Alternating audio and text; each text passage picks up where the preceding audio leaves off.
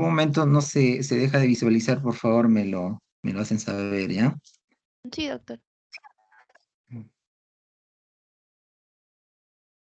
Ya, breves disculpas por el retraso. Vamos a ver el capítulo que toca hoy día, que es de atención del parto.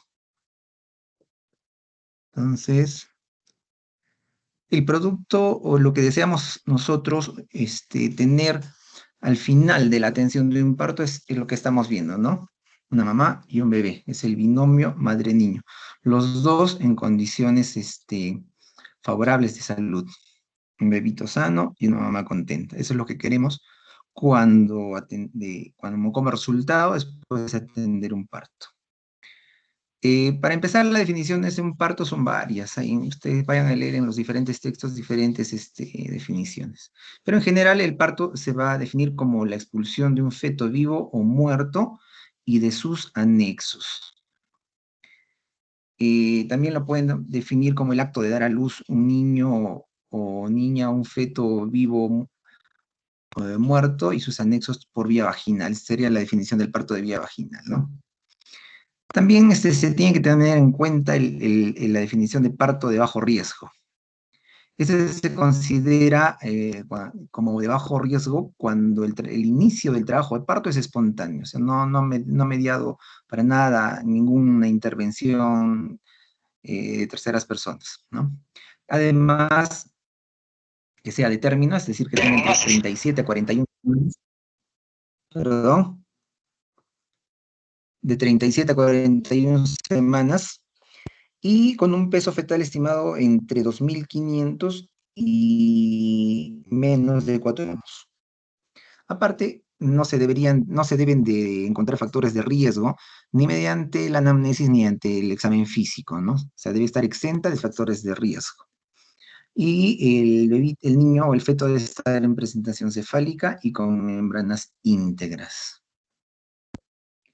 En la clasificación se ven por varios, o se clasifican de acuerdo a varios ítems. Puede ser por la edad gestacional, ¿no? Que puede ser en el momento en que se dé el parto, puede ser de pretérmino, que sea entre las 22 y 32 y 36 semanas. Y hay una clasificación antigua que la clasificaba como parto inmaduro, de 22 a 27 semanas, y el parto prematuro de 28 a 36 semanas cumplidas, ¿no? Antes de las 37 semanas. Pero esa clasificación ya no se utiliza actualmente. Vamos a utilizar solamente las de pretérmino. Luego a término, que es entre las 37 y las 41 semanas. Y posttérmino, cuando se da después de las 42 semanas, ¿no? Desde las 42 semanas en adelante. También podría clasificarse de acuerdo a la intervención o no de agentes externos en espontáneo y inducido provocado. De acuerdo a la evolución fisiológica, los clasificamos en eutóxicos y distóxicos cuando hay alteraciones contráctiles o del mecanismo del trabajo de parto. La presentación del feto también tenía una clasificación, puede ser cefálico, si es vértice, cara frente, o pélvico, ¿no? Que es la presentación de nalgas. Por la vía del nacimiento podría clasificarse como vaginal o abdominal cuando se realiza por cesárea. Por el número de fetos puede ser único o múltiple. Para el diagnóstico del trabajo de parto, tenemos que saber que tiene 3 periodos, ¿no? El primero, que es de borramiento y dilatación del cuello uterino, y lo importante de este periodo es en el que se caracteriza por el inicio del descenso de la presentación fetal. El segundo periodo es el descenso y expulsión en sí del feto, y el tercer periodo, que es la salida de los anexos fetales, también conocido como alumbramiento. Las acciones para la atención están encaminadas, es decir, lo que debemos de hacer es primero confirmar que la paciente se encuentra en trabajo de parto. Segundo, identificar la posición y presentación del feto. Y tercero, evaluar el encajamiento y el descenso del feto. Entonces, como primer punto, en la confirmación del trabajo de parto, tenemos un concepto que son los pródromos de trabajo de parto. Aquí hay contracciones uterinas irregulares, un poco más fuertes de los que había antes, y un cuello uterino no dilatado, ¿no? Y no borrado. Lo que caracteriza a esta etapa es la expulsión del tapón mucoso o el tapón de los limos, ¿no? Que muchas veces las pacientes lo refieren con sangrado, porque viene manchado a veces de sangre y a veces solo moco, pero a veces viene manchado de sangre y las pacientes acuden a la emergencia refiriendo sangrado, ¿no? Y la variabilidad de esta fase de pródromos puede ser desde horas o incluso días, ¿ya? Las contracciones son esporádicas, cortas, poco intensas, no son muy dolorosas, ¿no? El inicio del trabajo de parto. Según la literatura, podría clasificarse que en nulíparas podría considerarse un borramiento del 100% y dilatación de 3 centímetros aproximadamente. Esto porque las nulíparas primero inician el borramiento y posteriormente la dilatación. No así en las multíparas, en las cuales se puede considerar un borramiento del 50% y dilatación de 3 a 4 centímetros.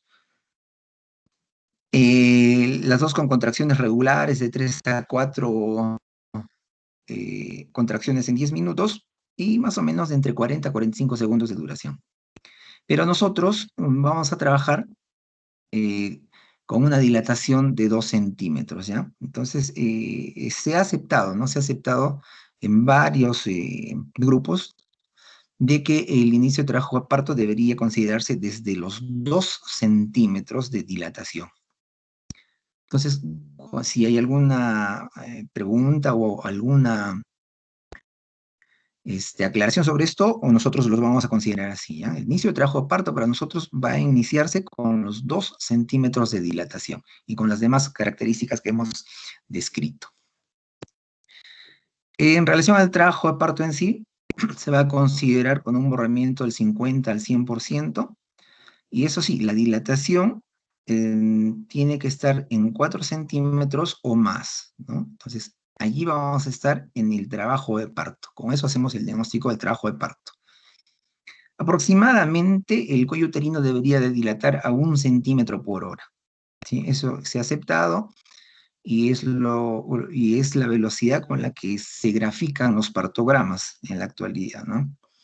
Y con la presencia de contracciones uterinas regulares y el comienzo del descenso fetal. En segundo punto, en la identificación de la posición y presentación del feto, tenemos que ver la estática fetal, ¿no? En este primer momento se debe identificar la situación, que puede ser longitudinal, transversa y oblicua, ¿no? La posición, ¿sí? Que puede ser derecha o izquierda.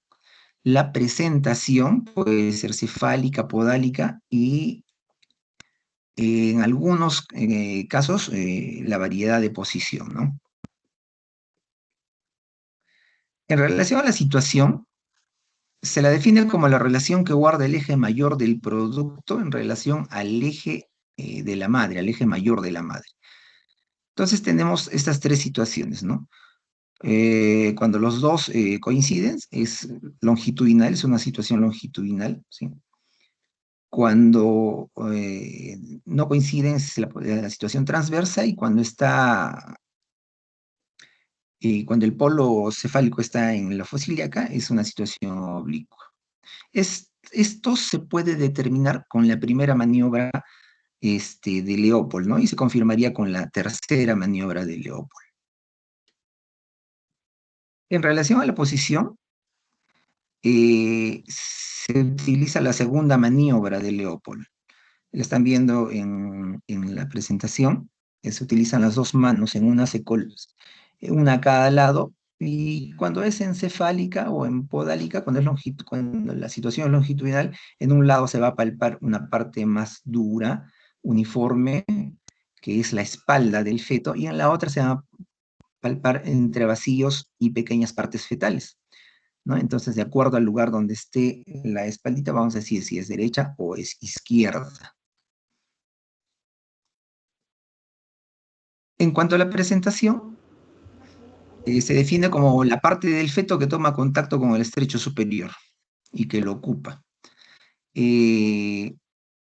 Generalmente las dos presentaciones más comunes son la cefálica y la pelviana.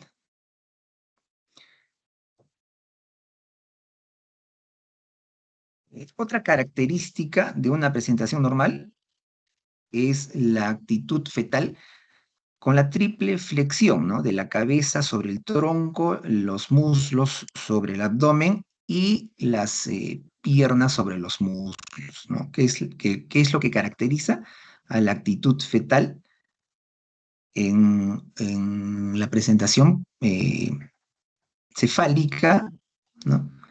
En la presentación cefálica? Y se dice que el vértice de la cabeza es la parte que más comúnmente se presenta. Para esto se usan puntos de referencia del cráneo fetal para determinar la variedad de posición de la cabeza del feto en relación con la pelvis de la madre, ¿no? Entonces tenemos el occipucio, el bregma, la frente y el mentón. Por ejemplo, aquí tenemos dentro de las actitudes fetales la figura A, que es la presentación cefálica en modalidad de vértice, y las demás que se derivan de acuerdo a la deflexión cefálica, la deflexión del cuello, ¿no? Hasta llegar a la presentación de cara. Entonces, si el vértice no es la parte que se presenta, se debería manejar igual que una anomalía de presentación. Es decir, ya se estaría configurando una primera distosia de presentación.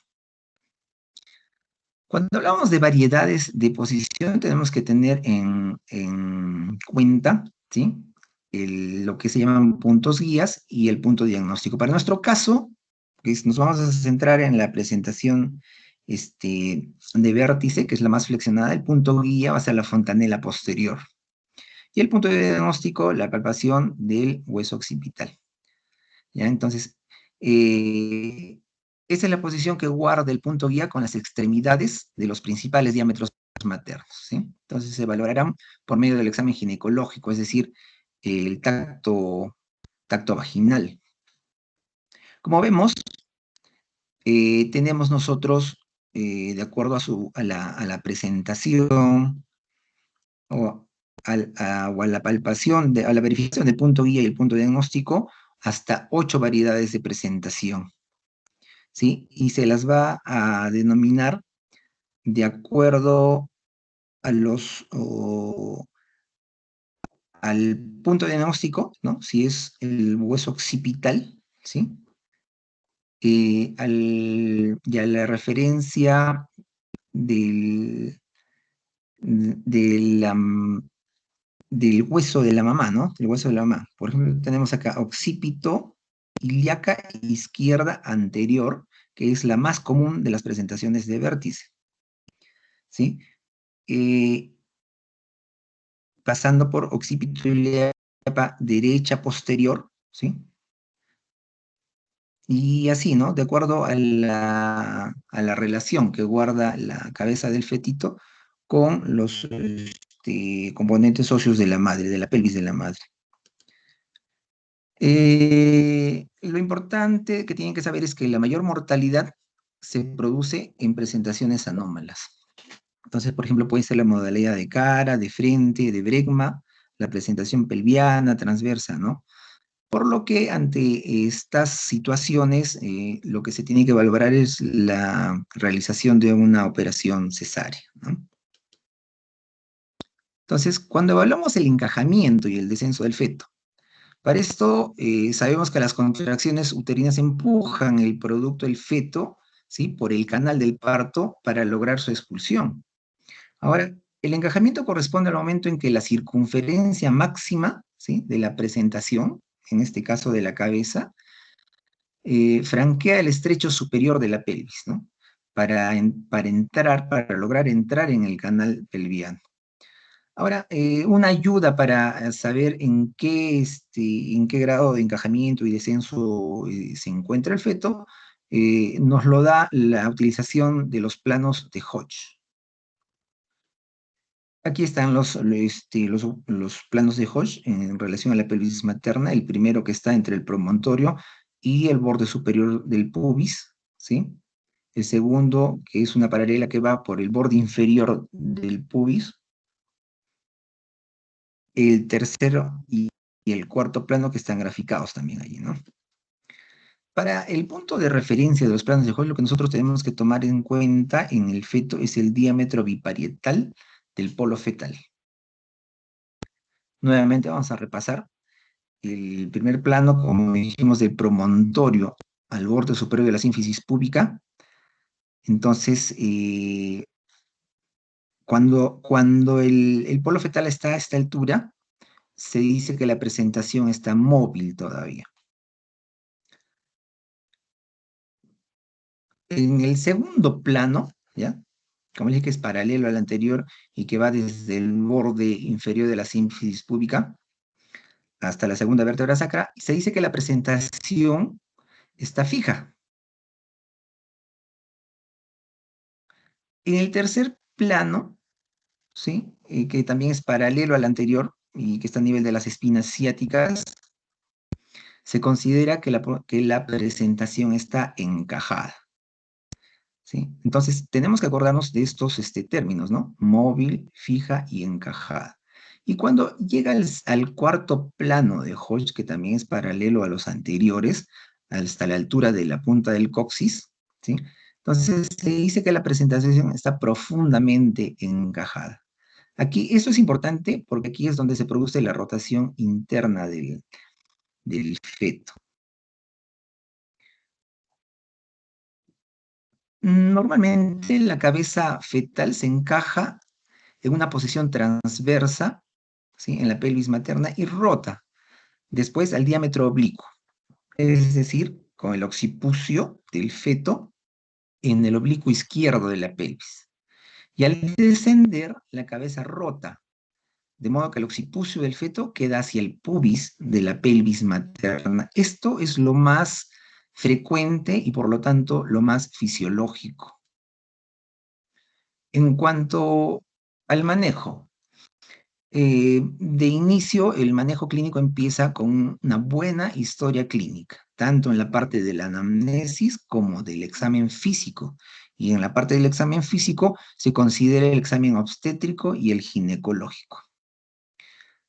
Lo que se debe de hacer en cada unidad de atención a estas pacientes lo vamos a describir inmediatamente, ¿no? En el servicio de emergencia, que es donde todas las pacientes llegan, ¿no? Entonces, este es el primer contacto que se realiza con la paciente, con la parturienta, ¿no? Y bueno, los tenemos tanto en entidades privadas como públicas. Uno de los objetivos primarios es diagnosticar el trabajo de parto, como ya lo describimos anteriormente, ¿no? Y también identificar el grado de riesgo que tiene ese parto a través de los factores de riesgo que presentan. Este servicio se debe tener en cuenta que el proceso del avance del trabajo de parto es dinámico. Entonces, por lo que la evaluación primaria que se dé a esta paciente es de valoración vital para la madre, para el bebé. Lo primero que se hace es solicitar el carnet prenatal, ¿sí? ¿Qué es lo que todas las gestantes deben de portar al momento de acudir a alguna atención por emergencia o por consultorio? En este caso, por emergencia, deben de traerlos. Deben de traer todos los exámenes clínicos que se le han pedido, los exámenes de laboratorio, y generalmente traen también todas sus ecografías que se han realizado en el transcurso del embarazo. ¿Sí? Entonces, nosotros debemos de proceder a leer los controles prenatales y a verificar si estos tienen registrado, ¿no? Algún dato que sea de importancia. Posteriormente, nosotros vamos a llenar las partes que corresponden a parto o aborto según corresponda, ¿no? En este caso, las secciones que correspondan a parto, pero eso se hace después, posteriormente. Se debe corroborar la edad gestacional. Entonces, para eso nosotros preguntamos sobre la fecha de última regla, preguntamos si es que esta fecha de última regla tiene dudas o no tiene dudas, contrastamos esa edad gestacional por la fecha de última última regla con ecografías. Si tienen del primer trimestre van a ser mejor, y dentro del primer trimestre las ecografías con las que mejor se corrobora la edad gestacional son las de las 10, 11, 12 semanas. Se debe de indagar sobre las características de las contracciones y las características de las pérdidas vaginales, ¿no? Como les dije, si ha eliminado tapón mucoso, si es sangre o si ya está perdiendo el líquido. Se debe determinar la existencia de factores de riesgo para ver el nivel de complejidad al que se le debe dar la atención de este parto. El examen físico, empezamos con un examen físico general, ¿sí? En el que primero se verifica el estado, apariencia general, color, hidratación de la piel, mucosas, valoración del estado neurológico, la toma de signos vitales, presión arterial, frecuencia cardíaca, temperatura, frecuencia respiratoria, peso, talla, todos los datos del examen físico general. Dentro del examen obstétrico, lo primero que debemos hacer son las maniobras de Leopold para determinar, como dijimos, presentación, posición, situación. También se puede determinar número de fetos y hasta grado de encajamiento del feto. Esto último con la última maniobra de Leopold, ¿verdad? Entonces, la vitalidad fetal se evalúa mediante la determinación de los movimientos activos. Esto se hace preguntándole a la mamá, ¿no? Y verificando la frecuencia cardíaca fetal, ¿no? Esto que vemos es el famoso estetoscopio de Pinar, ¿no? Que se utilizaba antes y que incluso ahora se sigue, en algunos centros se sigue usando e incluso es recomendado todavía su uso por la OMS, ¿no? Esta foto es la del estetoscopio Pinar y esta es la forma en la que se usa. También se deben caracterizar las contracciones uterinas en su frecuencia y duración, que puede ser en forma palpatoria, ¿no? Poniendo la mano sobre el abdomen de la paciente y durante 10 minutos para objetivar las contracciones en su intensidad, en su duración. Y también esto se puede objetivar mediante el monitoreo fetal, ¿no? O el test no estresante. Esta es la máquina del monitor fetal. Estos son los transductores que se colocan. El que va en el fondo del útero es el tocómetro, ¿sí? Y el que va abajo se coloca en el lugar de mayor auscultación de la frecuencia cardíaca fetal, ¿no? Lo que nos arroja esta máquina, ¿sí? Es un papel en el que se han graficado en la parte baja las contracciones uterinas y en la parte alta la frecuencia cardíaca fetal. También se le da un dispositivo a la paciente para que lo presione cada vez que ella sienta un movimiento fetal. Y eso también se grafica acá como flechitas que van dirigidas hacia arriba. Entonces, todo eso se grafica. Cuando nosotros tenemos que terminar el examen, también tenemos que determinar el volumen uterino, ¿no? Y esto se hace con la medición de la altura uterina, que debe hacerse con una cinta métrica no distensible, ¿no? No elástica. Entonces, son las recomendadas por la OMS, estas que son anchitas y que tienen la característica de que no se estiran, como las cintas métricas normales. Y la forma de medirlas siempre es desde el borde superior del pubis, ¿sí? Hasta el fondo uterino, ¿no? Cogiendo la cinta de esta forma, ¿no? Entre los dedos medio e índice. En relación al examen ginecológico, tenemos que indagar sobre infecciones o lesiones de vulva, vagina y cervix, ¿no? También en este examen se debe valorar la amplitud y elasticidad de las partes blandas. Esto es importante al momento de decidir o no si se va a realizar la episiotomía. Eso lo vamos a ver más adelante. También en este mismo examen se determina la dilatación, borramiento y la posición cervical.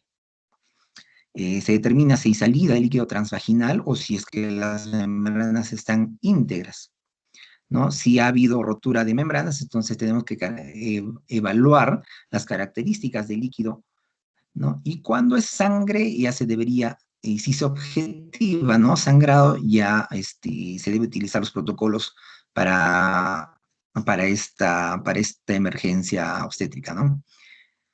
Se debe determinar también la presentación, la variedad de posición y la altura de presentación. Se debe determinar que exista proporción fetopélvica, ¿sí? Según la valoración clínica de la pelvis, eh, correlacionado a los datos del feto, ¿no?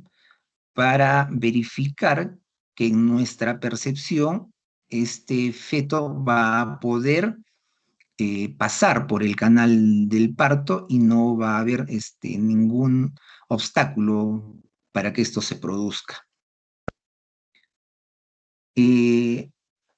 Los exámenes vaginales se recomiendan que deben de hacerse más o menos cada 4 horas durante el primer periodo del trabajo de parto, pero si es que hay membranas rotas, se van a limitar, ¿no? A lo estrictamente necesario, a lo mínimo necesario, es mejor dicho. Y cada vez que se haga un tacto, ¿sí? Se debe registrar en hojas aparte, y cuando ya haya empezado el trabajo de parto y hemos abierto el partograma, es decir, con 4 centímetros de dilatación, cada tacto vaginal debe ser consignado en la hoja del partograma.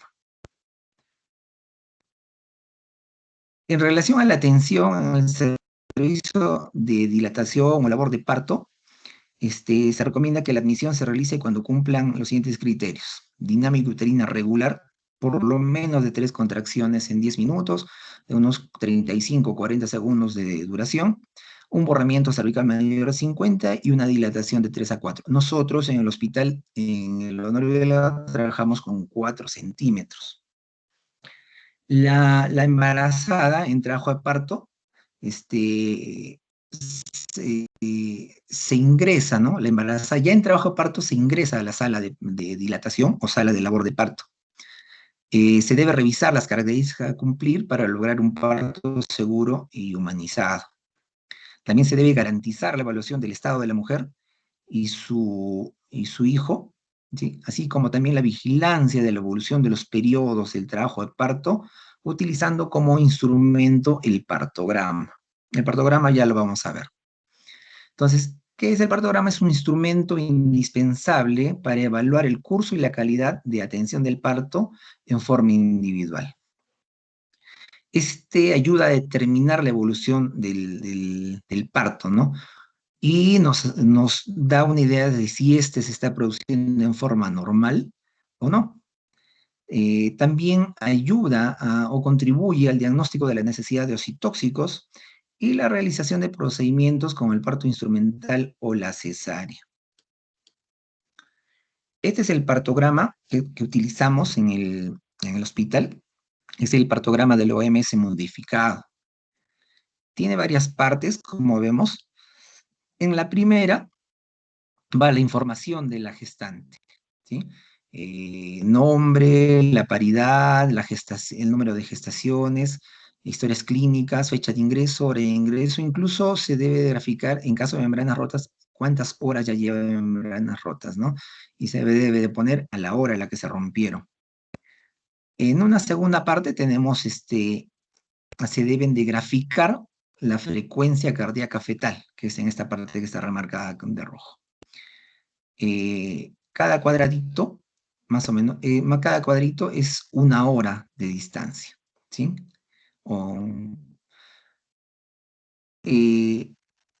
La siguiente parte importante es en el que se grafica la dilatación cervical, ¿ya? Nosotros empezamos a ver, o se abre el partograma, se empieza a graficar en el partograma desde la dilatación de 4 centímetros a más, ¿sí? Entonces se empieza acá con 4 centímetros y de allí se grafican las diferentes evaluaciones por tacto vaginal en relación al progreso de la dilatación. También se debe de graficar el descenso de la presentación en relación a la altura de presentación. En dilatación cervical, ¿sí? Se debe evaluar en cada examen vaginal, ¿sí? Se marca con una X en la hora que corresponde. Como dijimos, se marca a partir de los 4 centímetros de dilatación. Hay dos líneas ya graficadas. La que está a la izquierda se le llama línea de alerta y la que está a la derecha se le llama línea de acción. Entonces, estas están con una distancia de 4 horas más o menos, o de 4 horas, así se han graficado, es por consenso. Cuando la curva que se va dibujando, de acuerdo a las evaluaciones de la dilatación, pasan la curva hacia la derecha de la curva de la línea de alerta, entonces nos está haciendo un llamado de atención y nos está diciendo que algo está pasando con ese parto. Y si eso es algo que está pasando, nosotros no hacemos alguna intervención, entonces se va a seguir prolongando la curva hacia la derecha, pasando la línea de acción. Y en este momento ya nos obliga a hacer alguna intervención para hacer que este trabajo progrese, si es que consideramos que tiene todas las condiciones para que continúe siendo un parto vaginal, ¿no? O para que se dé alguna otra indicación como la programación de una cesárea. Y todo lo anterior se está hecho más o menos con la progresión de dilatación de un centímetro por hora, ¿no? Que es el consenso con el que se está trabajando.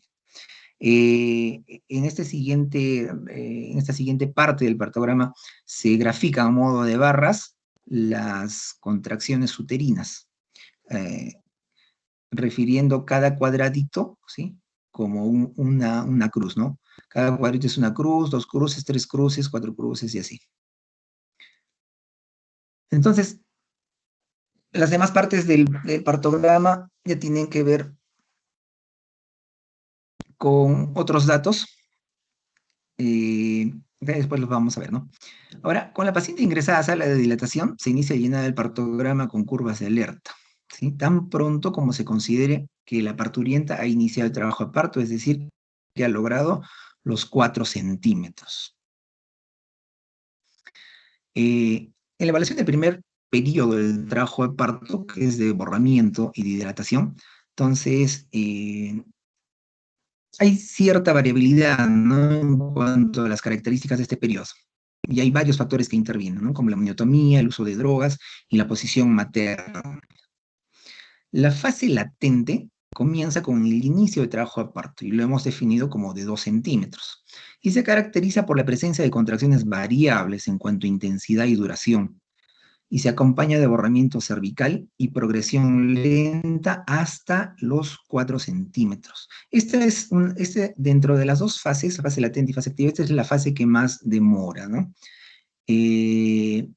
Cuando ya se encuentran en la fase activa, que inicia desde los 4 centímetros, las contracciones se hacen más regulares, más intensas y más frecuentes.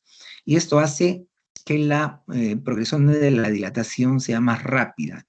Si hacemos una comparación entre la fase latente y la fase activa, más o menos la fase activa dura la mitad de lo que dura la fase latente, ¿no?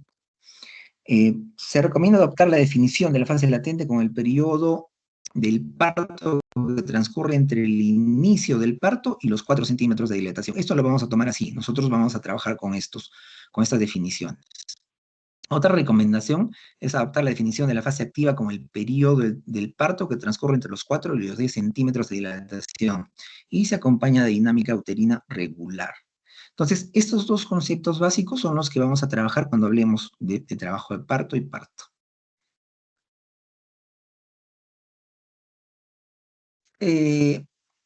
Otro concepto que tenemos que tener en cuenta es el trabajo de parto detenido, ¿sí? Entonces lo vamos a considerar así, cuando luego de 1 hora en multíparas y luego de 3 horas en nulíparas, ¿sí? Con contracciones normales y sin desproporción fetopélvica, la dilatación cervical permanece igual y no hay descenso de la presentación fetal.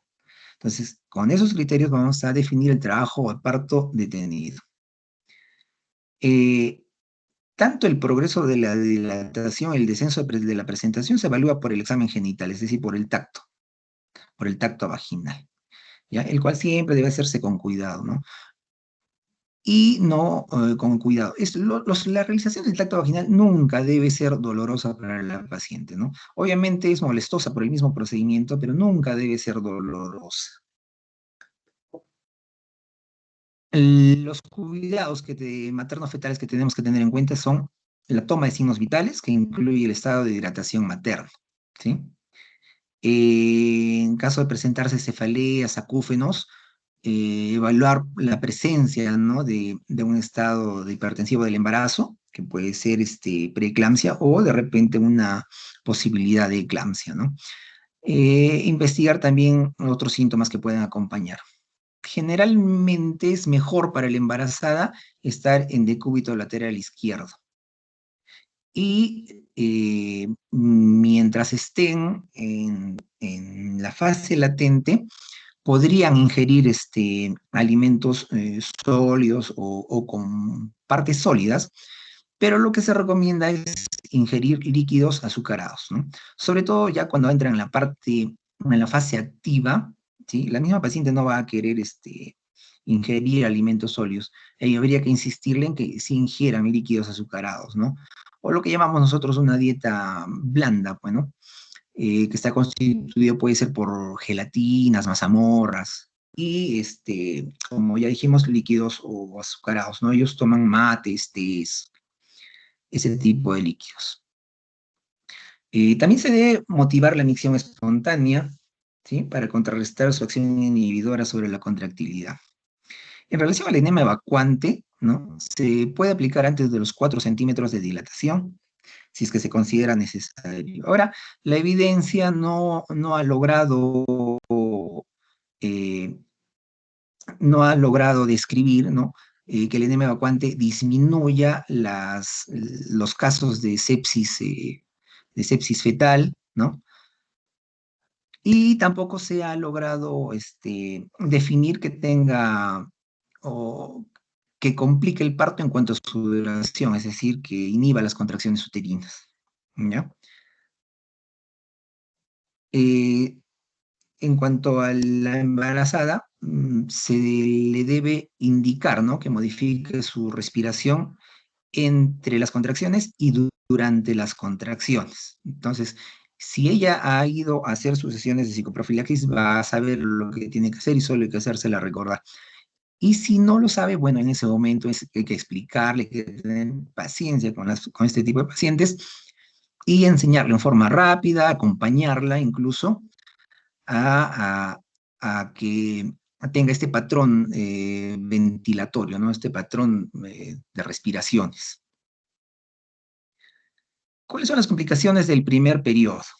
Entonces, en el primer periodo nosotros podemos tener distocias por disminución o aumento de la contractilidad uterina, que generalmente se le llaman hipodinamias o hiperdinamias.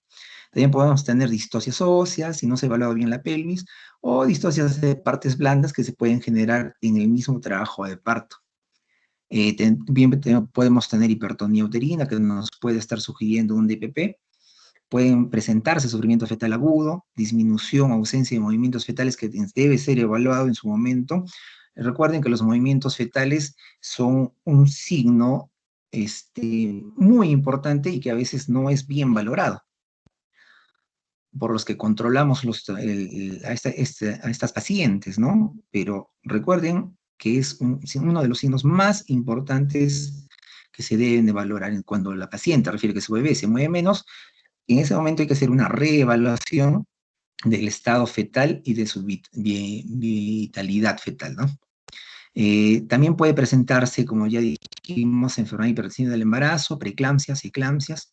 Eh, el feto, ¿no? Puede presentar en algún momento o tener una presentación anómala, puede desarrollar una presentación anómala durante el trabajo de parto. Puede haber ausencia del descenso de la presentación fetal, ¿sí? Puede llegar a configurarse un trabajo de parto prolongado, ¿ya? Y también puede haber la presencia del líquido amniótico meconial, ¿no? Es decir, con manchas de meconio o ya verde, ¿no? Que también debe ser valorado en ese momento y reevaluado el caso. En la evaluación del segundo periodo del trabajo de parto, que es el descenso y el desprendimiento fetal. Entonces, aquí esto comprende el descenso, la rotación interna y el desprendimiento fetal. Los hallazgos que sugieren un proceso satisfactorio, es decir, que todo está yendo bien en este periodo, es el descenso constante del feto por el canal del parto, la realización de la rotación interna de la cabeza fetal, el desprendimiento del feto sin dificultades en el moldeamiento de la cabeza fetal. Más adelante vamos a ver qué es el moldeamiento de la cabeza fetal.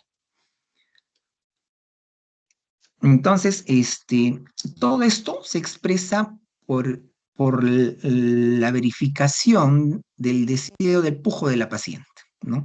Del pujo incontenible. O sea, ellos no pueden contener el pujo, ¿ya? Entonces, no les digan en ese momento a las pacientes, cálmense, cálmense, que no les va a hacer caso. Entonces, es aquí cuando se debe alentar una adecuada realización de estos pujos en el momento, ¿no? Coincidiendo con el acme de la contracción, es decir, con el punto máximo de la contracción. El moldeamiento de la cabeza fetal se evalúa a través del tacto vaginal, ¿sí? Palpando la presentación fetal.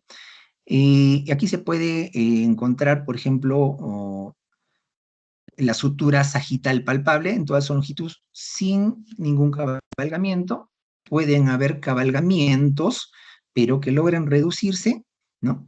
Que son los que serían ya correspondientemente el de primer grado, el segundo grado, y las suturas superpuestas con cabalgamientos, pero que no se reducen, y que son los cabalgamientos de tercer grado. Estos podrían hacer sospechar algún grado de desproporción cefalopélvica. Aquí vemos algunos de esos casos, ¿no? De esos casos de modelamiento, de cabalgamientos, ¿sí? Que hacen posible el modelamiento fetal, cuando se trate del primer y segundo grado.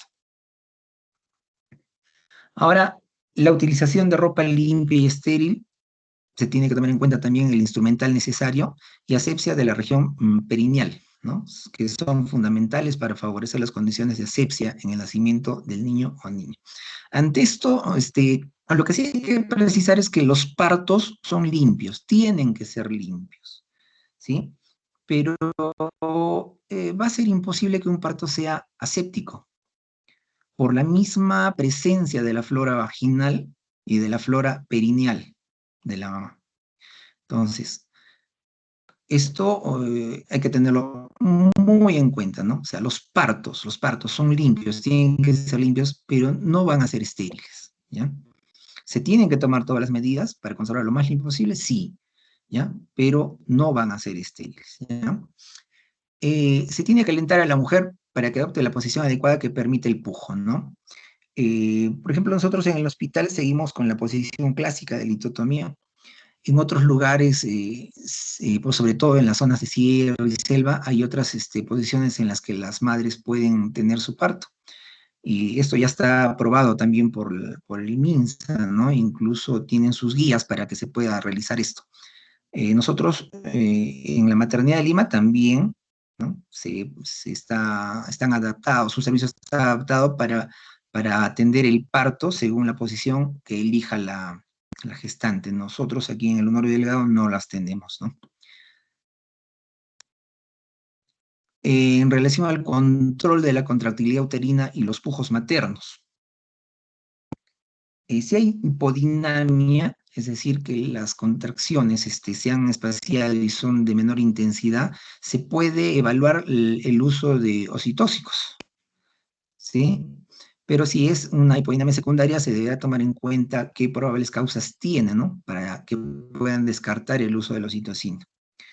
Se debe evaluar, se debe estimular la adecuada ventilación y relajación de la parturiente entre las contracciones en relación a que mantenga un patrón respiratorio, ¿no? Adecuado, para que no se agote.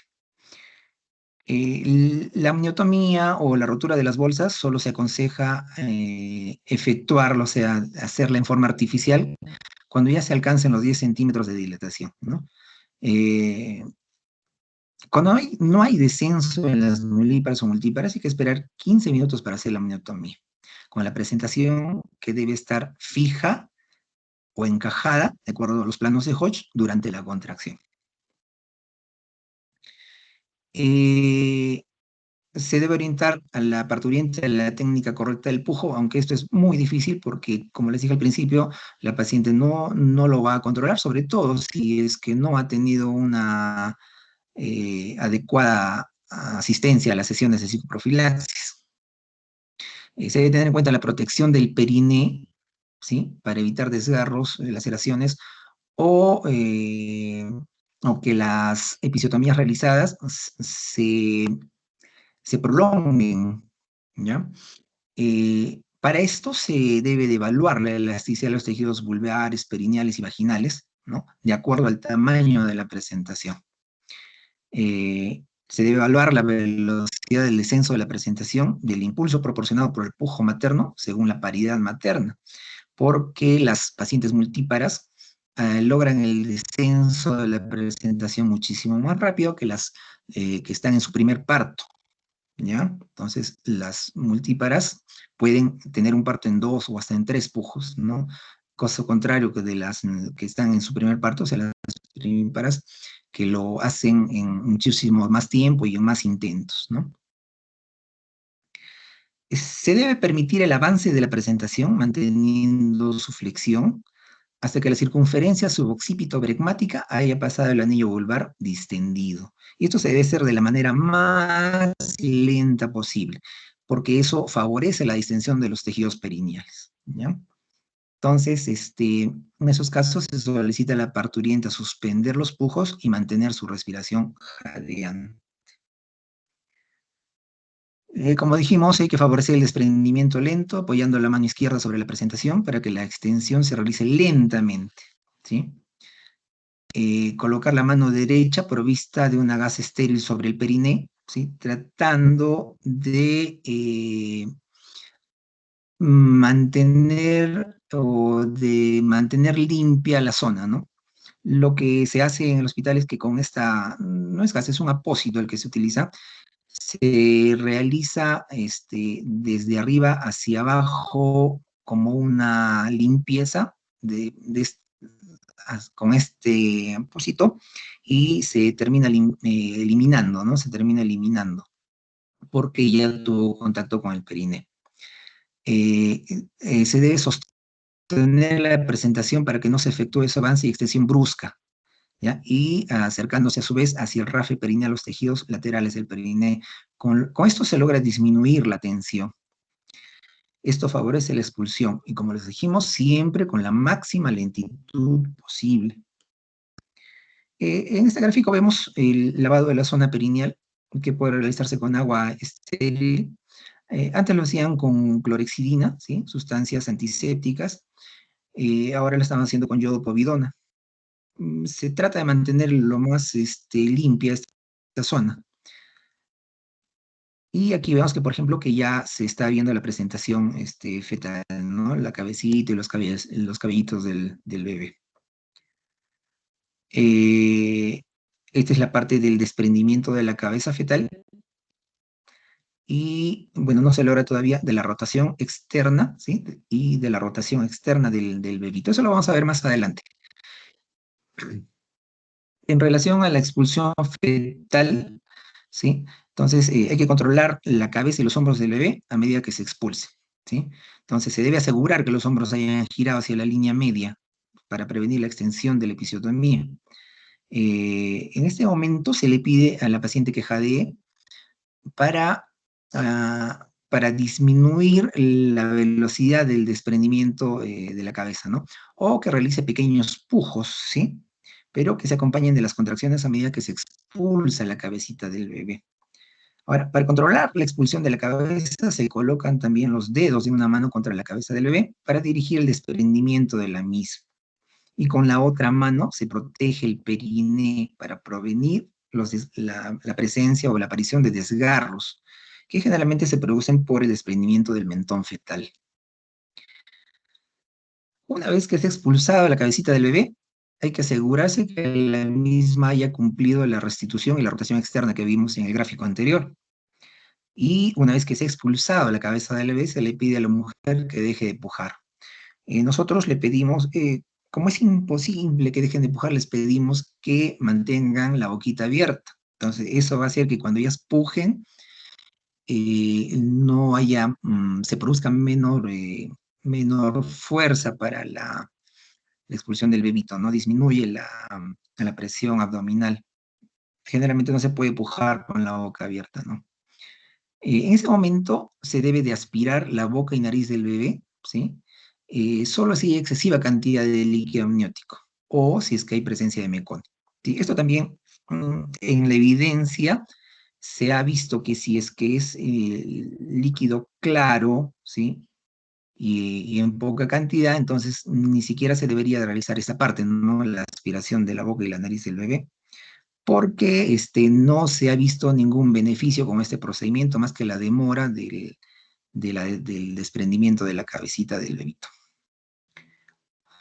Eh, Se debe revisar en este momento el cuellito del bebé para detectar si hay si el cordón está alrededor del cuello y esto pueda dificultar el desprendimiento del cuerpo del bebito. Si es que se encuentra el cordón, se evalúa en ese momento la posibilidad de sacarlo por la cabecita, pero si está muy tenso, ¿no? De repente por un cordón un poco corto o por muchas vueltas en el cuellito del bebito. Entonces lo que se debe hacer es pinzar el cordón y cortarlo.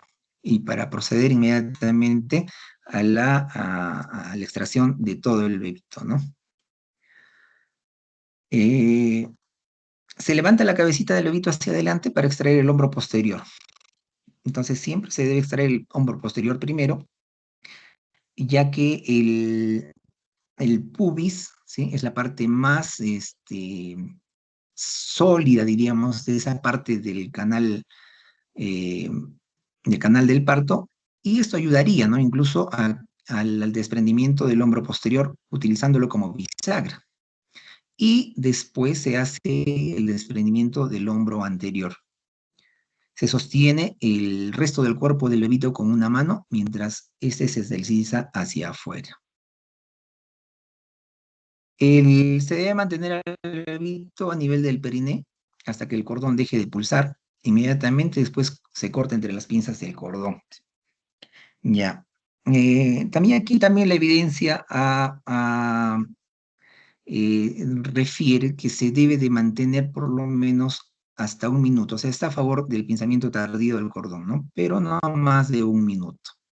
Entonces, más o menos al minuto ya se debe pinzar el cordón si es que se va a hacer esto. Claramente, si es que hay algún problema con el bebito, ¿no? Como si ha tenido, por ejemplo, un parto difícil o si está con el líquido meconial o hay un signo de sufrimiento fetal, ya no se va a esperar este pinzamiento tardío, sino que inmediatamente sale, se pinza, se corta y se entrega a manos del neonatólogo, quien es el que va a tener que evaluar a este bebito. Pero si todo está bien, si es un trabajo parto, se ha hecho un trabajo de parto normal, un parto normal, el líquido está normal, en los tiempos que han durado todos estos periodos es normales, entonces, y el bebito nace también con características normales, entonces se pinza el cordón y se puede proceder a este pinzamiento tardío, ¿no? El bebito con estas características que hemos mencionado debe colocarse sobre el abdomen del bebé, ¿sí? Y mm, acá dice proceder el cortón de los 3 minutos de nacido. Sí, eso no lo vamos a poner, si 3 minutos no, hasta un minuto nada más, ¿ya? Hasta un minuto. Ya en el abdomen del bebé, de la madre, se seca por completo al bebé, se le limpia la carita, se puede aspirar nuevamente la boca nariz si hay excesiva cantidad de líquido amniótico o presencia de meconio y se evalúa inmediatamente su respiración.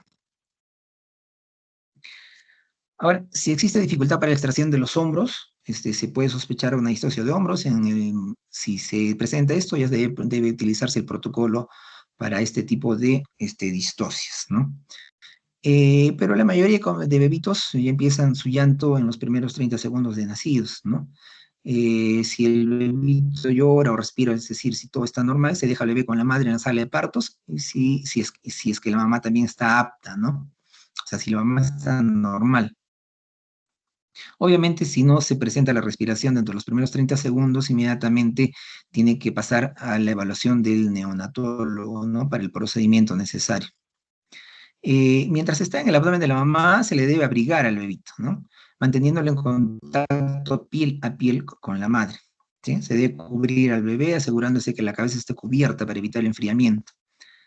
Obviamente, si la madre no está en condiciones, el bebito debe pasar con el neonatólogo y su personal ya determinará en qué momento se lo pasan o se lo llevan a la mamá para iniciar la lactancia.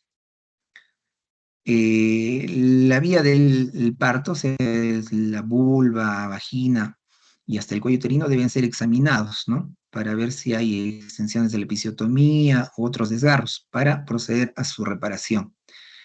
Después de esto, siempre se debe propender a que el bebito pase al alojamiento conjunto, es decir, a la estancia hospitalaria junto a la mamá.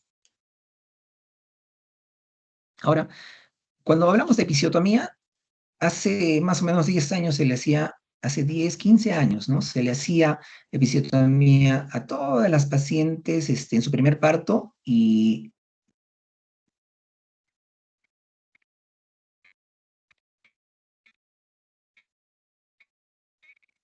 hasta en su segundo parto, ¿no? Se hace solamente si es necesario. La mejor evaluación de las partes blandas, ¿no? Del canal del parto, es decir, la vulva, el periné y la vagina.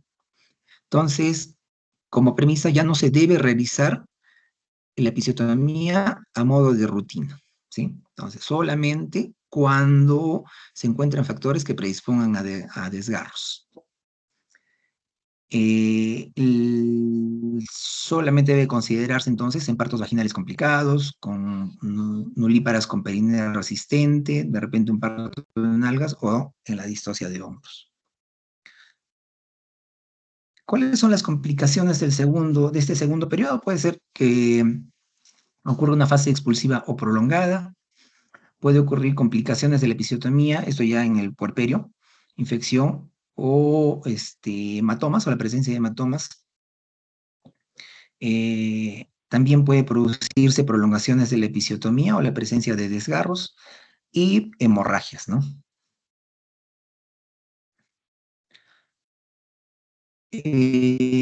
Ahora vamos a pasar a la evaluación del tercer periodo del parto, que se refiere a la exposición de la placenta y membranas.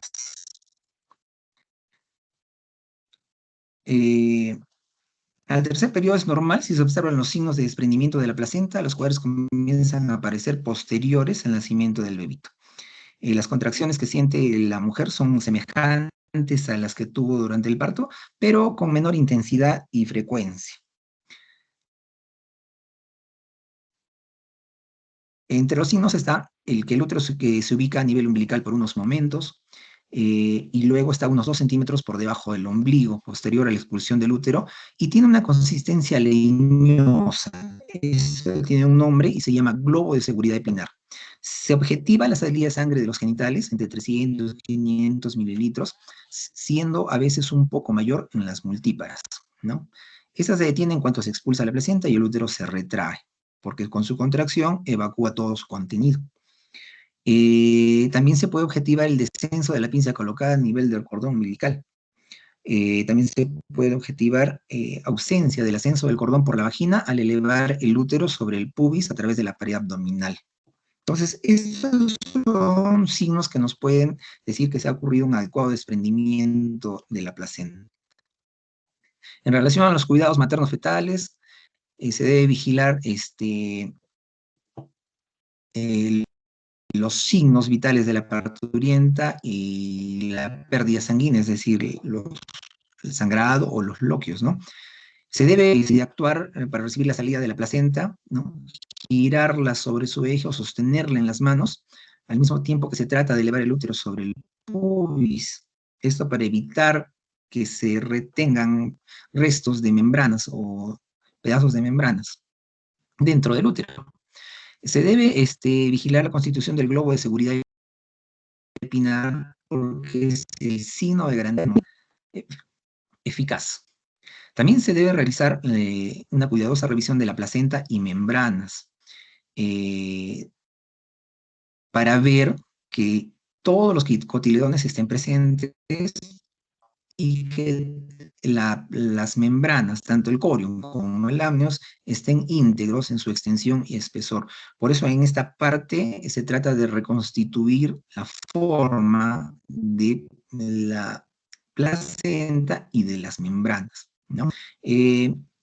Las 2 primeras horas después del parto son tantísimas. En estas 2 primeras horas ocurren el mayor porcentaje de hemorragias postparto. Por eso es que estas 2 primeras horas después del parto es cuanto más cuidado se debe tener en la vigilancia, ¿no? De la retracción la uterina y del sangrado vaginal, acompañado de todas las funciones vitales. Y esto se debe de graficar tanto en la hoja, en el carnet, en la historia clínica perinatal, ¿sí? Como en la historia clínica del parto. Y todas las historias contienen espacios para llenar.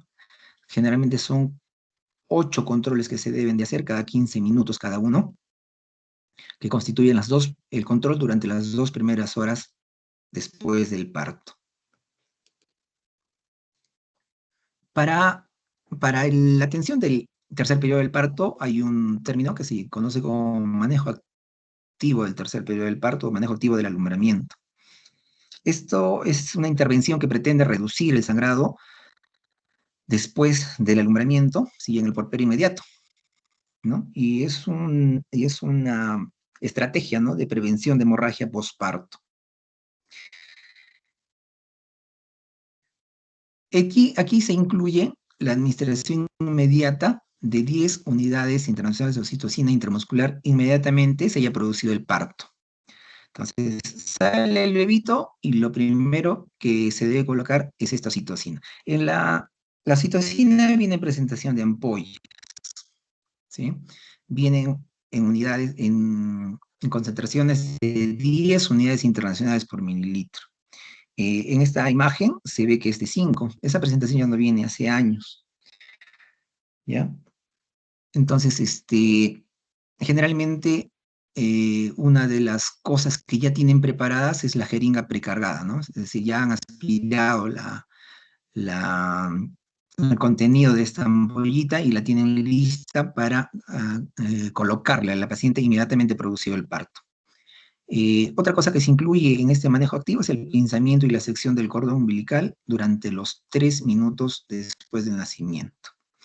Otro es la tensión controlada y suave del cordón umbilical durante la contracción uterina. Y finalmente, un masaje uterino suave posterior a la extracción de la placenta.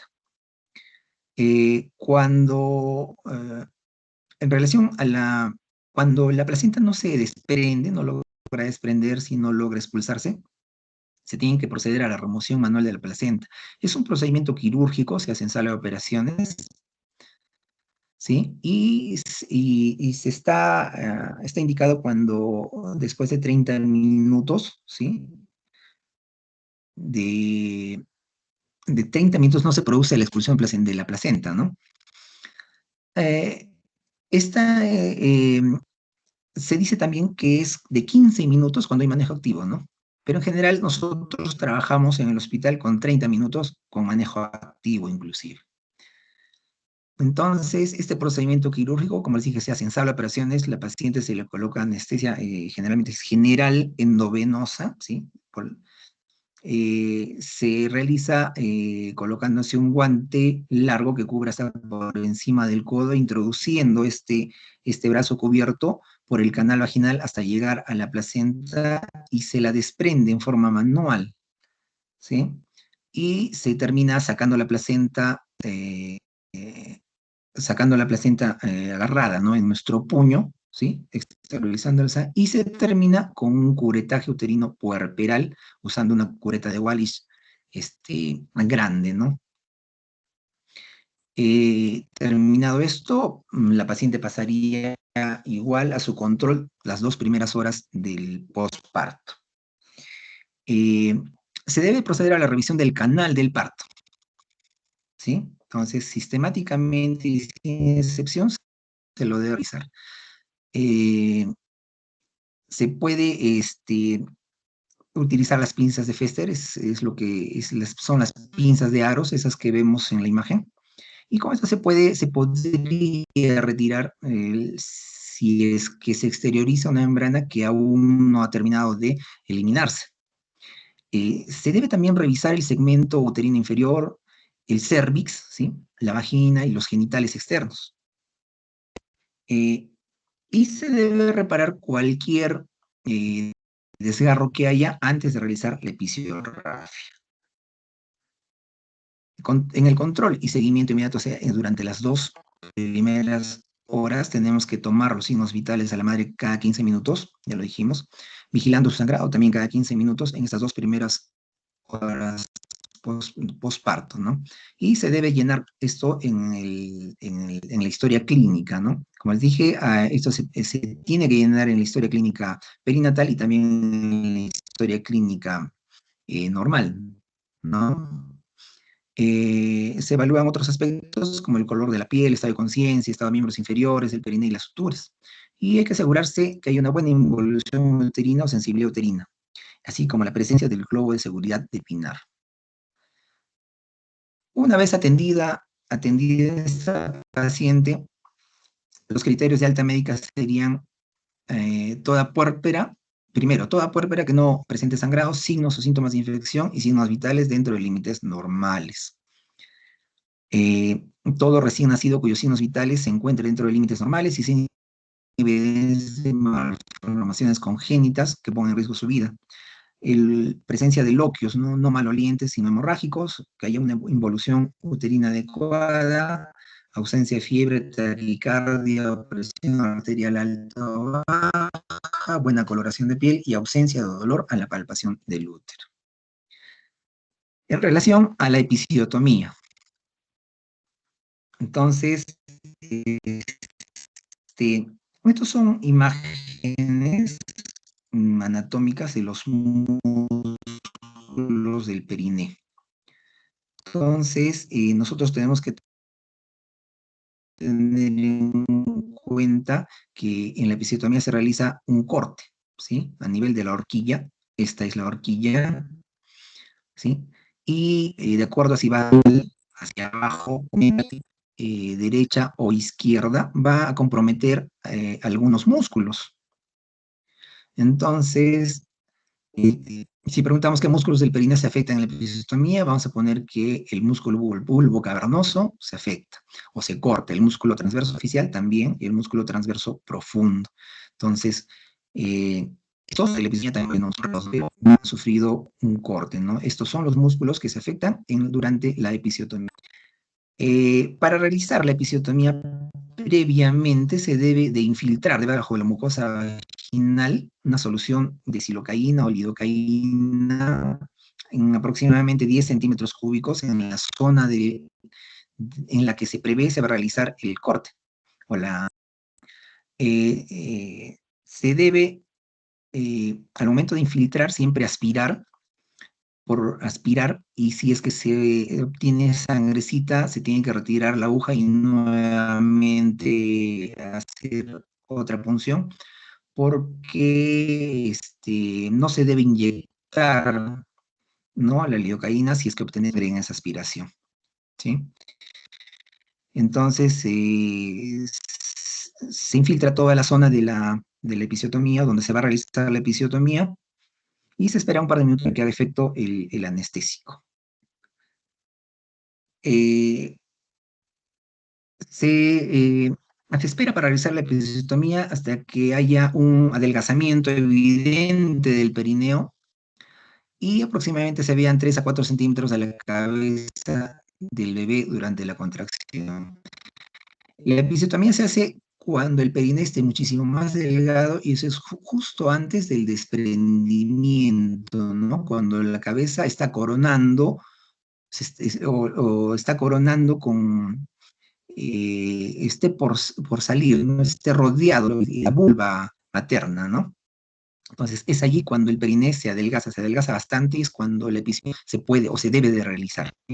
Siempre va a producir un sangrado, a veces un poco más de lo habitual, Pero no, no hay que tener miedo, sino que se debe hacer solamente presión y como dijimos, se debe hacer en ese momento, justo antes del desprendimiento de la cabeza, cuando esté coronando. Dentro de la técnica se considera que se deben de colocar dos dedos entre la presentación y el periné, estirar un poco más el periné, ¿sí? Y utilizando tijeras de Lister o de mayo se debe cortar el perineo cerca de 3 o 4 centímetros, ¿no? Como dijimos, en dirección medio lateral, si la episiotomía va a ser medio lateral o si va a ser medial en esa región. Entonces, nuevamente, con tijera Roma o de Lister, ¿sí? Se corta la horquilla vulvar y se dirige hacia la tuberosidad isquiática de ese lado, o ipsilateral. El ángulo más o menos es entre 45 a 60 grados y la longitud de 3 a 4 centímetros. No debe ser mayor a esta. Esta es la tijera de Lister, ¿sí? Esta también es otra tijera de Lister, como dijimos, es una con punta Roma. En esta parte es la que se introduce entre la presentación y la vulva para no hacer daño al bebito, y con la otra rama es con la que se corta, ¿no? Es la que tiene el filo mayor.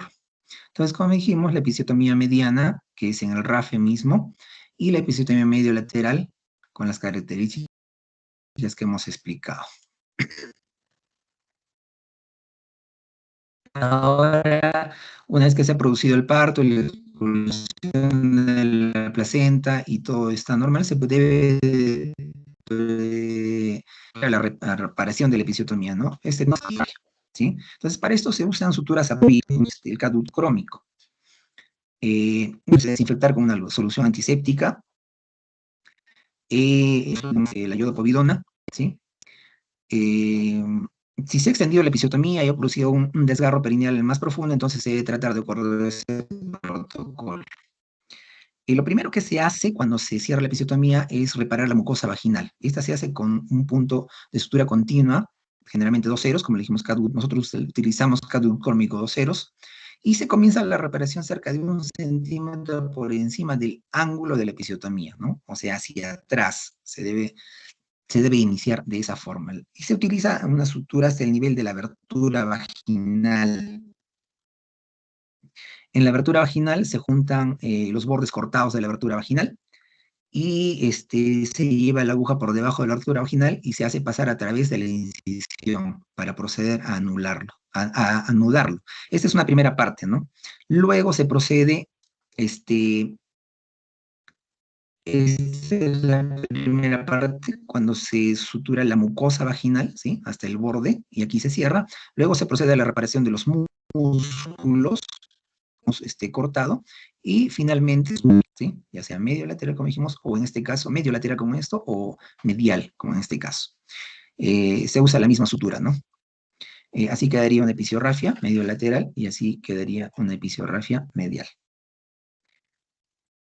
Se puede aprovechar este tiempo de de realización de la episiorrafia para darle consejería al paciente, ¿no? En los diferentes aspectos. Cuando se producen los desgarros del canal del parto, ¿sí? Entonces, generalmente afectan la vagina o el periné. Los desgarros, ¿sí? Se clasifican en 4 grados, ¿sí?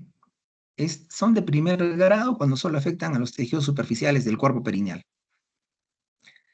Pueden lesionar la horquilla vulvar, la piel, pero solamente en esos grados, ¿sí? Y la mucosa vaginal sin comprometer la fascia ni músculos, ¿sí? Entonces pueden lesionar piel y mucosa, pero sin comprometer músculos. En el desgarro de segundo grado ya incluyen el cuerpo perineal o pueden incluir cuerpo perineal, pero sin alcanzar los músculos del esfínter anal, ¿no? En el desgarro de tercer grado ya sí comprometen, o sea, abarcan piel, mucosa vaginal y también comprometen el cuerpo perineal y la musculatura del esfínter anal, pero no comprometen la mucosa del ano. Si comprometen la mucosa del ano o del recto, entonces ya se considera un desgarro de cuarto grado. Aquí tenemos otra clasificación, pero la anterior es la que vamos a utilizar para, para efectos de este tema, de la evaluación de este tema, ¿no? Entonces, acá tenemos también algunos otros gráficos cuando se tratan de desgarros de primer grado, ¿sí? de segundo grado, ¿sí? De tercer y de cuarto grado, ¿no? En el cuarto grado ya se compromete, como le dijimos, la mucosa rectal, es el grado máximo, ¿no? De traumatismo obstétrico, ¿no? Que podemos tener en relación al daño a la madre. ¿Qué producen los desgarros, no? Al final se pueden reparar, pero siempre van a producir secuelas. Por ejemplo, uno es el dolor perineal crónico, la dispareunia, e incluso podrían producir incontinencia urinaria o fecal en forma permanente. Luego, vamos a pasar al periodo placentario normal. Entonces, vamos a decir que en el periodo placentario normal hay en este periodo, ¿no? O tiempos del alumbramiento. Lo primero que se produce es el desprendimiento de la placenta. Luego se produce el desprendimiento de las membranas, luego el descenso de la placenta desprendida y al final la expulsión de la placenta. En el desprendimiento de la placenta se realiza o se ha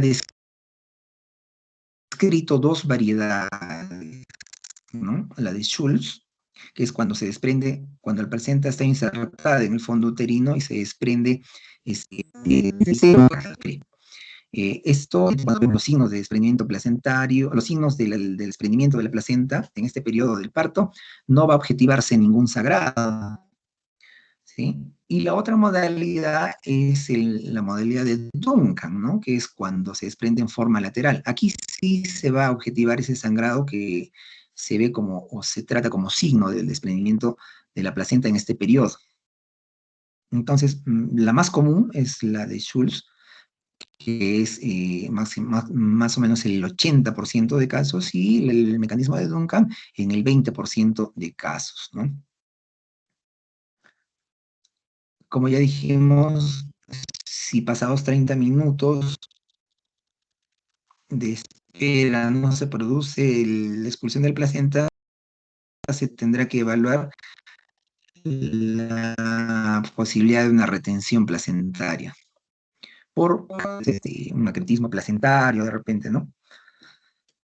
Entonces, estos son los signos que se presentan o que deben observarse en el descenso de la placenta, que dijimos la pérdida de sangre, que es el mecanismo de Duncan, el descenso de la ligadura del cordón umbilical, la rotación del cordón umbilical, ausencia de propagación al cordón umbilical si es que se moviliza el útero, ¿sí? Y ausencia de transmisión del cuerpo uterino de las sacudidas impresas al cordón umbilical. Esto último es que hacemos pequeñas tracciones en el cordón umbilical humano y con la otra que está en si es que el útero se mueve o no se mueve con estas tracciones del cordón. Si obviamente, si no, que todavía la placenta está adherida al útero, ¿no?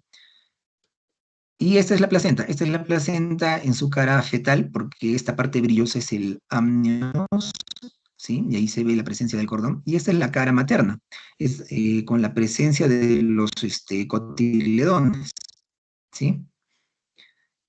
Como les dije en un principio, una vez que se ha expulsado la placenta, lo que se trata es de examinarla, ver si todos los cotiledones están presentes, si falta algo en alguna parte de la torta placentaria, va a haber un sangrado rojo, que es que comúnmente lo denominan el llanto placentario, el llanto de la placenta.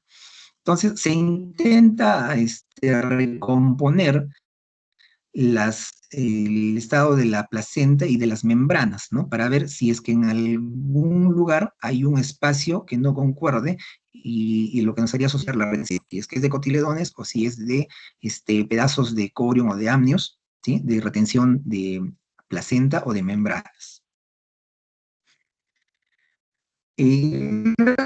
Vamos a pasar al estudio de los agentes oxitóticos que se utilizan durante la atención del parto. Entonces, los agentes oxitóxicos que tenemos son aquellos que tienen la capacidad de estimular el músculo lisutino, ¿sí? Esto se va a ver en una frecuencia y aumento en la intensidad y la duración de las contracciones.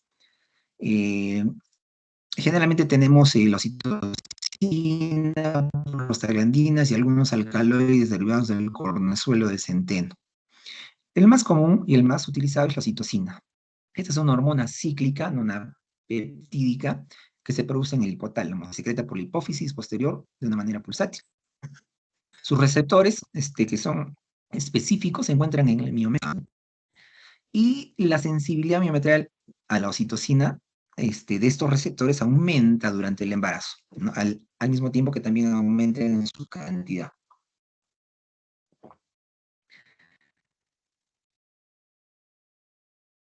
Tenemos las prostaglandinas, y el más conocido es el misoprostol, que es una prostaglandina E2, esta es su molécula. La marca más conocida es el Cytotec y viene en forma de estas tabletas hexagonales. Las prostaglandinas son sustancias naturales derivadas del ácido prostanoico. Se sintetizan en los microsomas de prácticamente todos los tejidos, ¿no? Las que nosotros usamos como medicamentos producidos artificialmente.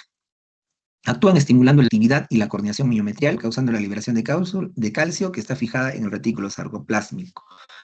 A diferencia de la oxitocina, el tiempo de vida media de esta prostaglandina es mayor, entonces produce una contracción más intensa y más sostenida que la oxitocina. La oxitocina tiene un tiempo de vida media más corto, es por eso que cuando lo utilizamos en bolo, es decir, administramos una ampolla entera, la acción de esto nos dura entre 5 o 10 minutos, y es por eso que tenemos que ponerla en infusión. Es decir, en un frasco, ponerle o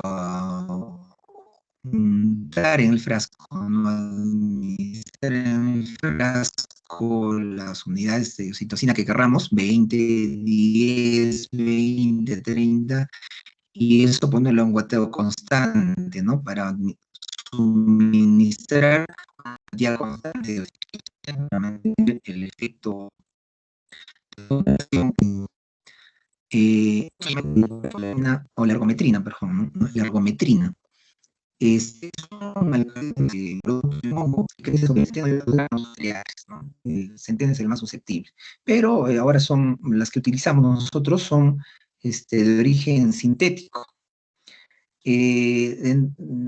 Dentro de las características son que tienen también un tiempo de vida media más larga que la oxitocina, y duraría el músculo uterino.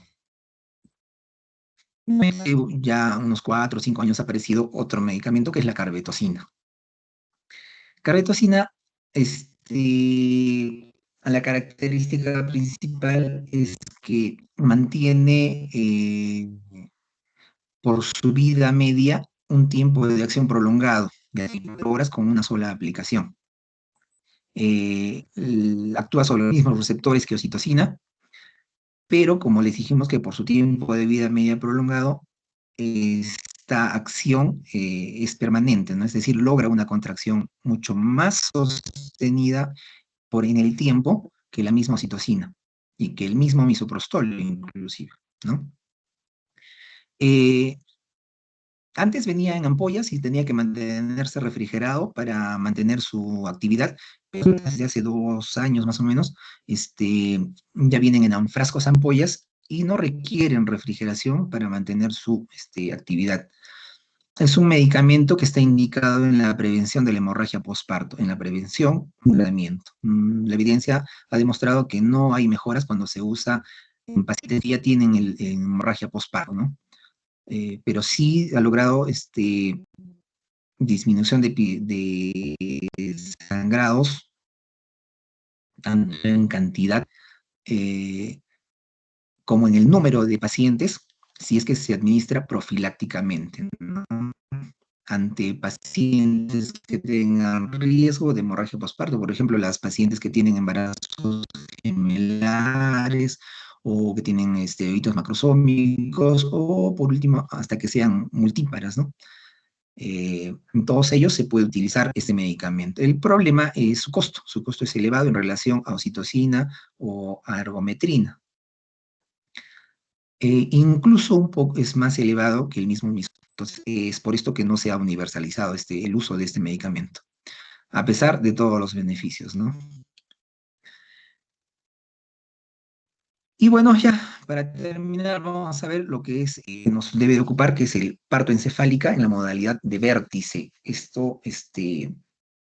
En la definición decimos que la presentación es cefálica cuando el estrecho superior se ofrece el polo fetal correspondiente a la cabeza del mismo, ¿sí? Y lo cubre totalmente. Ahora, cuando lo hacen en su máximo grado de flexión, es decir, cuando hay esa triple flexión que hablamos, ¿sí? Diremos que esa presentación cefálica es de vértice, ¿sí? Aquí se verifica porque el mentón fetal va a estar pegado sobre su propio cuerpo.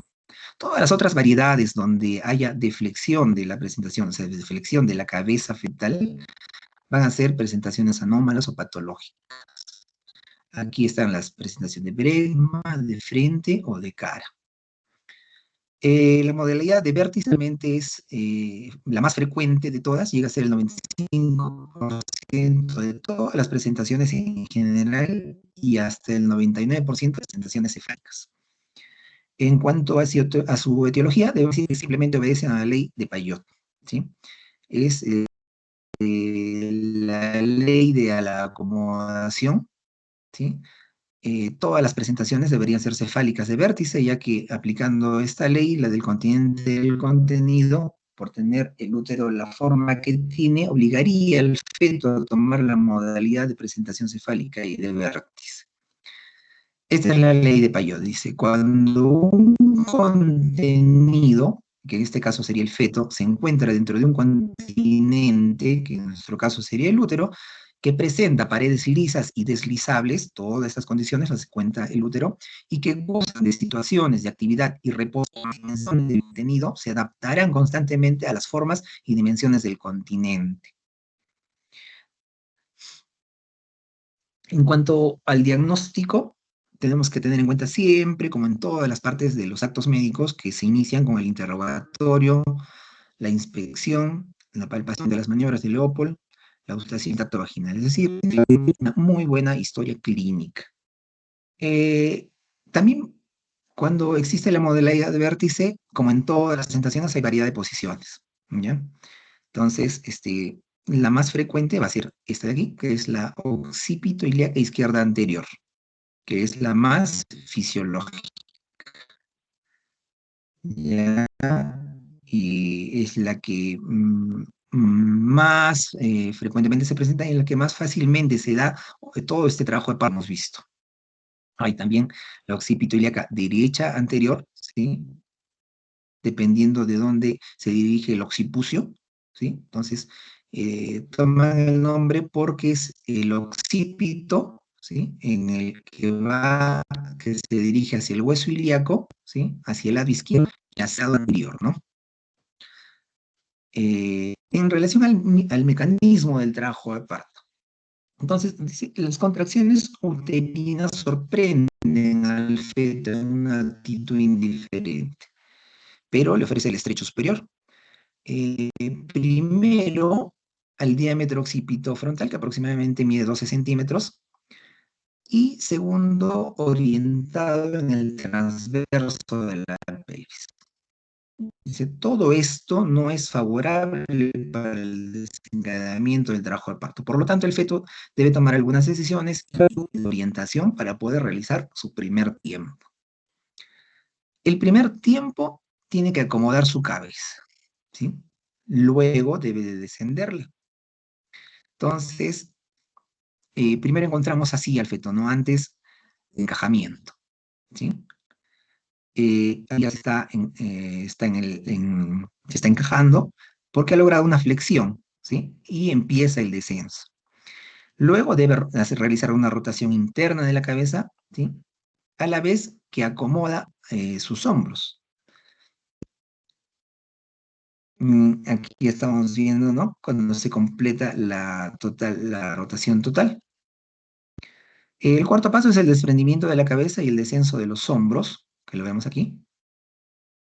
El quinto paso es la rotación rotación interna de los hombros y la rotación externa de la cabeza. Cuando la cabeza llega o realiza el movimiento contrario al que realizó en la rotación interna para volver a su posición original.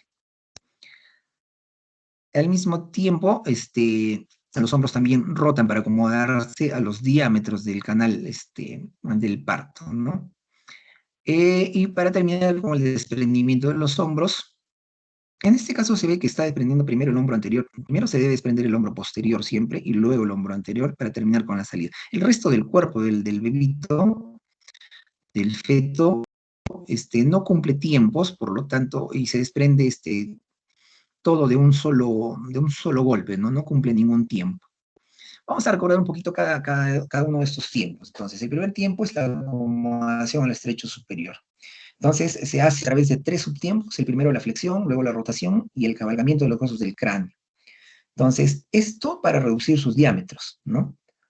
La flexión y lo que se usa es lo que es, teóricamente, es la ley de las palancas, ¿no?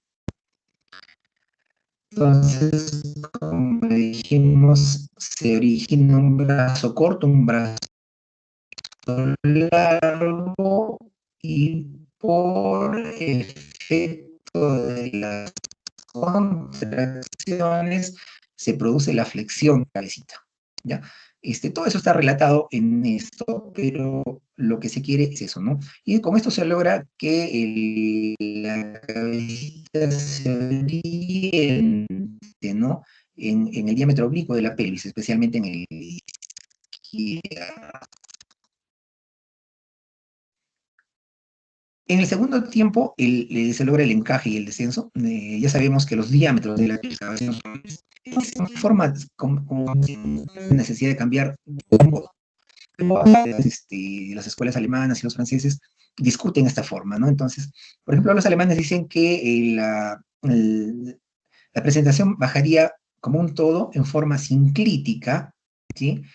Y la escuela francesa dice que bajaría en forma asinclítica. ¿Qué quiere decir esto?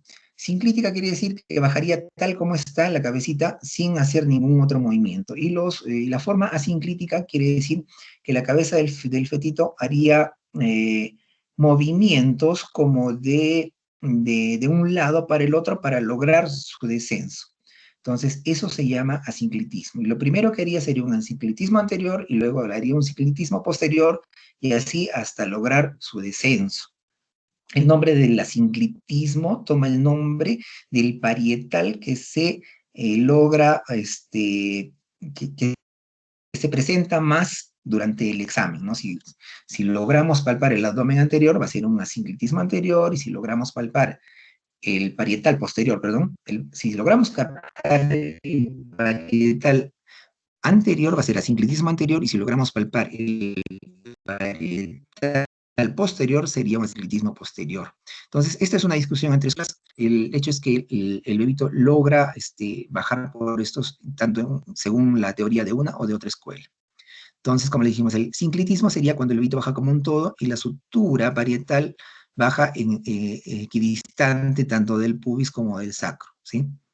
En cambio, en el asinclitismo, cuando realizaría un asinclitismo anterior, la cabecita haría movimientos para un lado y para el otro. Entonces, expondría un parietal en un momento y expondría el otro parietal en otro momento. Entonces, durante el examen vaginal que se realiza, el nombre del asinclitismo va a tomar el nombre del parietal que se logra palpar. Como en este caso, dijimos, este sería un asinclitismo anterior porque se palpa el parietal anterior y este sería un asinclitismo posterior porque se palpa el parietal posterior. En el tercer tiempo, tenemos la acomodación al estrecho inferior o rotación interna de la cabeza y acomodación al estrecho superior de los hombros. Bueno, aquí sí, entre las escuelas, sí se ha puesto de acuerdo y dicen que la cabeza debe rotar para poder descender. Pero cada uno arguye diferentes leyes, ¿no? Por ejemplo, unos dicen que lo que se aplicaría aquí sería la ley de las turbinas de Holzhausen, ¿no? Que está explicado aquí, y los otros, los franceses dicen que se utiliza o que se realiza mediante la ley de Shale. Todos son mecanismos que al final tratan de explicar el descenso y acomodación, ¿no? De la presentación. En cuanto se realiza, como ya dijimos, el desprendimiento de la y el descenso de los hombros. Entonces, como dijimos, en general se desprende en occipito púbica, o sea, con la fontanela menor, ¿sí? O también llamada fontanela posterior, cerca del pubis, como está en el gráfico. El desprendimiento presenta dos fases. En la primera, la cabeza fetal llega a su máxima flexión, ¿sí? Y en la segunda fase, la expulsión progresiva de la cabeza fetal por deflexión de la cabeza en torno al pubis, que utiliza como bisagra. Este movimiento también se le llama de, de corneo, ¿no? Como de cornada, así se le llama, ¿no? A este movimiento que hace el feto. Que es el momento en que desprende toda la cabeza, la cabecita fetal, ¿sí? Eh, luego de la aparición externa del occipital y parietales, se desprende la frente y el resto de la cara. En un quinto tiempo, lo que se realiza es la rotación externa de la cabeza y la acomodación al estrecho inferior o rotación interna de los hombros. Entonces, cuando ya salió la cabecita, tiene que volver a colocarse en la posición que estaba al inicio del trabajo de parto. O sea, transversal a la pelvis. Y ese es el movimiento de rotación externa que ya nosotros lo objetivamos mejor, pues la cabecita ya ha salido, ya se desprendió, ya está fuera, ya es visible, ¿no? Es uno de los tiempos que más se ve, ¿no? En ese mismo momento también se tienen que acomodar los hombros y para eso tienen que realizar una rotación interna para acomodarse a los diámetros de la pelvis. Entonces, el diámetro, el vía acromial es el que se tiene que acomodar, ¿ya? Para lograr su descenso y su posterior desprendimiento. Y el sexto tiempo, que es el desprendimiento de los hombros, que como ya dijimos, siempre primero debe hacerse el desprendimiento del hombro posterior, ¿ya? Y luego el hombro anterior, usando la sínfisis como una bisagra, ¿sí? Y aprovechando que la parte más blanda es la parte posterior del periné, y, y eh, que si realizamos de esta forma el trabajo de parto y si verificamos que se realiza de esta forma, se va a lograr la menor incidencia de desgarros o de extensiones de la episiotomía, ¿no? Entonces, como dijimos, se utiliza el pubis como bisagra para desprender el hombro posterior, ¿sí? Y luego se tracciona la cabeza hacia abajo para desprender el hombro anterior. Luego el resto del cuerpo sale con mucha facilidad, ¿no? ¿Qué se hace? ¿Qué es lo que nosotros tenemos que hacer aquí? Nosotros tenemos que mantener una actitud expectante. Si el embarazo es una situación normal, no es patológica, ¿ya? El trabajo de parto también puede considerarse como un proceso normal, si es que se verifica que suceden en las condiciones en las que hemos explicado. Entonces tampoco debe ser un procedimiento patológico. Nosotros tenemos que solamente verificar que todo se esté dando dentro del mecanismo normal que se tiene que dar, y solamente deberíamos actuar en el sentido de facilitar que todos estos cambios que existen se logren dar en el feto, ¿sí? Entonces, eso va a disminuir el número de complicaciones, ¿no? Y va a hacer que este parto sea eutóxico, ¿no? Y espontáneo. Entonces, sí, solamente actitud expectante e intervenir para que todos los mecanismos se den de la forma como debieron de haberse dado. Y en eso solamente en eso es lo que debemos intervenir. Eh, En el gráfico, por ejemplo, se ve, ¿no? Que solamente estamos ayudando ya en la extracción del levito, en sostenerlo, y procediendo a la última parte de este de la atención de este trabajo al parto, ¿no?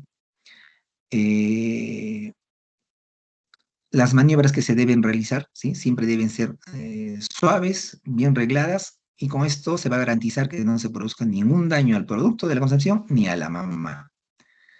Entonces, al final, vamos a tener, aparte del binomio madre-niño, un trinomio que es un papá feliz, ¿no?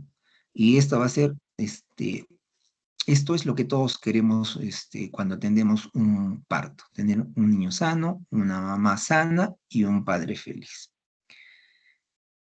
Gracias por su atención, disculpen el que me haya extendido, he tratado de hacerlo lo más resumido posible, pero sin olvidarnos de los puntos más importantes, ¿no? Que tenemos que tratar. Si tuvieran alguna pregunta en este momento, pueden hacerla, por favor. Oh, no, doctor, gracias a usted por la clase. Gracias.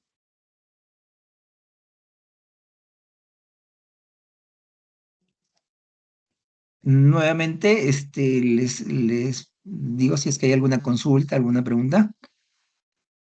Doctor, ¿nos escucha? Sí, ahora sí. Le estaba agradeciendo por la clase. Creo que no hay dudas, doctor. Ya. Se puede, si es que en cualquier momento también nos podemos comunicar si existe alguna duda y se podría ampliar alguno de los puntos que hemos visto en esta clase. Muchas gracias nuevamente y disculpen que me haya extendido un poco. Gracias a ustedes también por su atención. Gracias, doctor. Hasta luego. Muchas gracias.